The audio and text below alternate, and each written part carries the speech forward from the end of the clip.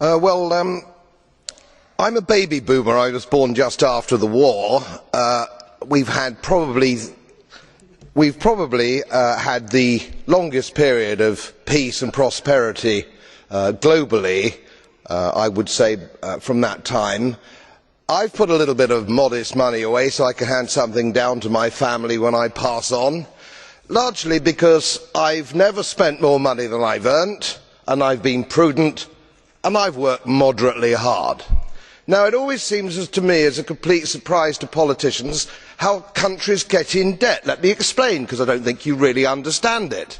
It's because politicians consistently spend more money than they raise in taxation, more money than they can possibly raise in taxation, most of which, in point of fact, they actually waste. The reason we are talking about countries which are broke, and they are broke, is because their ridiculous, ineffective, ignorant politicians consistently spend more money than they can raise, and then they borrow, and worse, they then print money, because politicians and their central banks have a machine which prints money.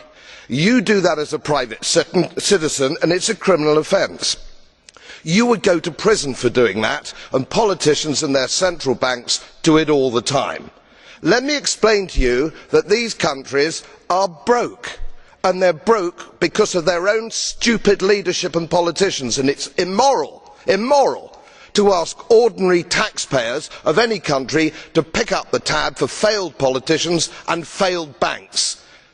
They are defaulted, they are broke. For God's sake, let us all of us admit it.